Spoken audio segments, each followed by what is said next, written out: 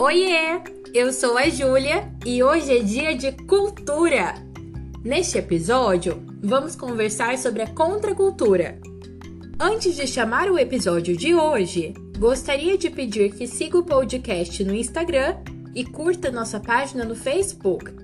Afinal, são por esses canais que você receberá informações sobre as nossas novidades, então fique atento para não perder nada! Também não se esqueça de avaliar o podcast com as 5 estrelas se estiver nos ouvindo pelo Spotify. E se você quiser sugerir o tema dos episódios futuros, envie um e-mail para historiaalternativa.podcast@gmail.com. Dados os recados, vamos para o episódio? Continua comigo depois da vinheta!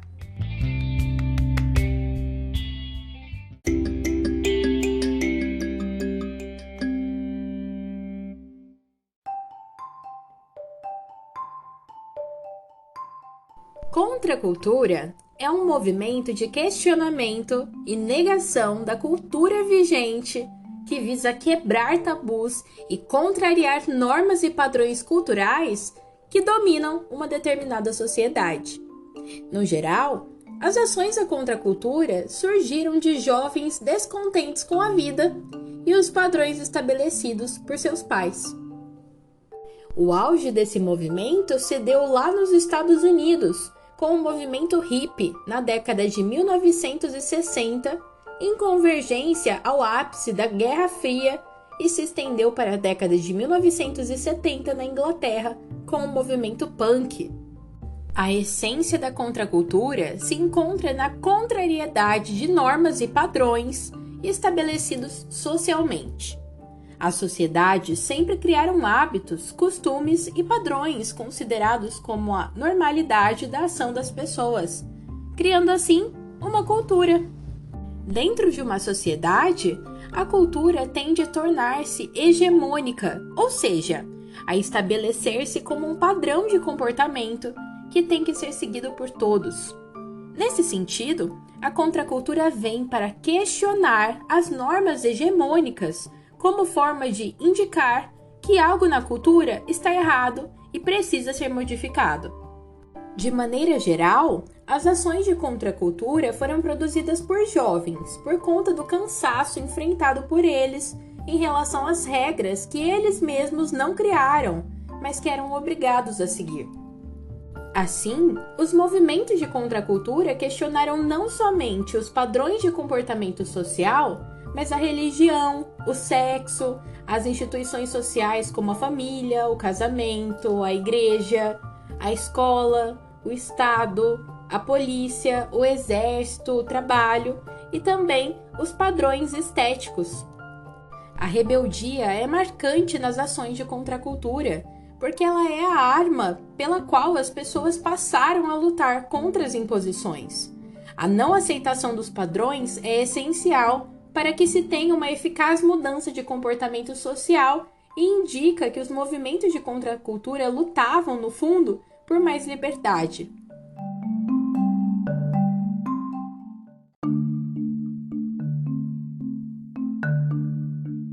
Estiveram associados à contracultura temas como o feminismo, que se intensificou a partir dos anos de 1960, engendrando a segunda fase do feminismo, a qual visava questionar padrões de comportamento e lutar pela liberdade sexual das mulheres. A cultura da paz em oposição às guerras, como a Guerra do Vietnã, o rock, como movimento musical de contestação dos padrões estéticos estabelecidos pela sociedade, e a contestação política contra a opressão social, por classe social, gênero ou cor, estabelecida por grupos de lutas pelos direitos de igualdade. Um movimento de contracultura também foi fundamental para o desenvolvimento de protestos contra o autoritarismo político, que ocorreram em maio de 1968 em vários países, como no caso da França, dos Estados Unidos e do próprio Brasil. O nosso país vivia, em 1968, os anos mais repressores da ditadura civil-militar, ocorrida entre 1964 e 1985.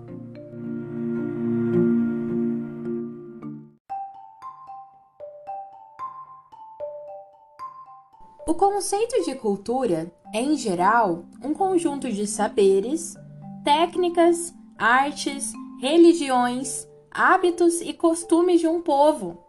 Normalmente, esse conjunto se torna uma regra social dentro da comunidade em que está inserido, e tudo aquilo que se desvia dele é considerado estranho e anormal.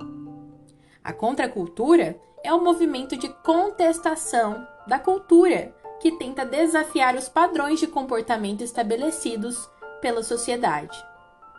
Ao contrariar os padrões estabelecidos, a contracultura tenta mostrar que há uma falha cultural que deve ser identificada e corrigida, a fim de estabelecerem-se novos modos de vida e novas maneiras de encarar o mundo. Um dos fatores decisivos para a revolta dos jovens contra o sistema cultural hegemônico foi a Guerra Fria. O mundo estava polarizado em dois blocos econômicos: o bloco capitalista, liderado pelos Estados Unidos, e o bloco socialista, liderado pela União Soviética. Dentro do bloco capitalista, havia a promoção de um modo de vida burguês baseado no consumo e no respeito às instituições. Contraditoriamente, o modo de vida burguês pregava também uma ideia de liberdade, que para a maioria dos jovens de classe média nem fazia sentido.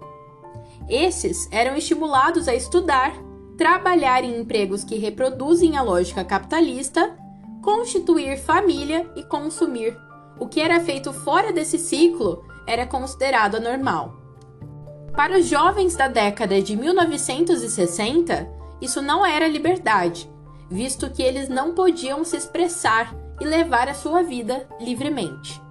Do mesmo modo, as mulheres ainda eram vistas como peças secundárias em uma sociedade extremamente sexista. Era papel da mulher apenas ser uma boa esposa e boa mãe.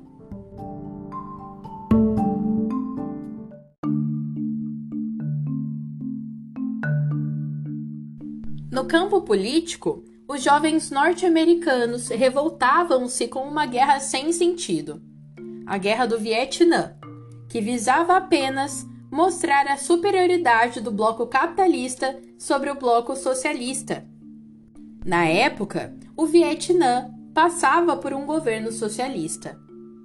Neste evento, vários vietnamitas inocentes foram mortos e vários jovens norte-americanos foram convocados para a guerra, sendo que muitos deles voltaram com sequelas físicas e psicológicas ou acabaram falecendo por lá. Tudo isso contribuiu para uma revolta contra o sistema cultural e político vigente. O movimento hippie tem sua principal inspiração no movimento iniciado nos Estados Unidos no período pós-guerra, chamado Movimento Beat ou Beatnik. Os beatniks eram poetas e escritores defensores da liberdade criativa, da busca pelo prazer e da contrariedade aos padrões sociais e culturais vigentes. Eles buscavam uma vida nômade, sem raízes certas, e buscaram no consumo de drogas e no sexo livre uma escapatória para a aparente falta de sentido da vida cotidiana burguesa. Eles buscaram na filosofia existencialista o fundamento para os seus escritos, a ideia de que não há essência humana, pois o ser humano se faz enquanto vive. Inspirados pelo hedonismo, pela ideia de liberdade e pela falta de sentido da vida burguesa cobrada por seus pais, associada ao capitalismo e à opressão política, muitos jovens começaram a viver de maneira nômade, praticando o sexo livre e a contrariedade às normas sociais. Eles pregavam a liberdade total, viver como quiser, onde quiser, sem amarras, desde que haja respeito pela liberdade do outro. Encontravam nas drogas e no sexo o prazer que buscavam e pregavam o respeito e o contato com a natureza.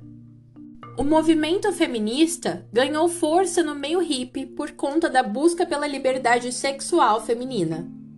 Do mesmo modo, movimentos negros, como as Panteras Negras que lutavam contra a política de segregação racial, ganharam destaque por conta da ideia de igualdade entoada pelo movimento hippie.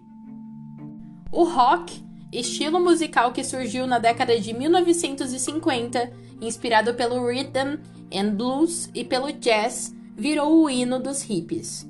Nesse cenário, destacaram-se nomes como a cantora Janis Joplin, o guitarrista e cantor Jimi Hendrix, a banda The Doors, o guitarrista Santana, dentre outros. Joplin, Hendrix e Santana participaram do grande festival Woodstock. Woodstock Music and Art Fair, Feira de Música e Arte Woodstock, foi um festival de música que aconteceu entre os dias 15 e 18 de agosto de 1969 em Nova York. A organização do festival preparou uma estrutura para receber 50 mil pessoas. No entanto, compareceram cerca de 500 mil pessoas no festival. O objetivo do festival era reunir pessoas com o mesmo ideal, a promoção da paz e da liberdade e a divulgação do rock. Centenas de milhares de hippies foram para Woodstock na intenção de expressar a sua liberdade, tornando o festival um marco na promoção da contracultura no mundo.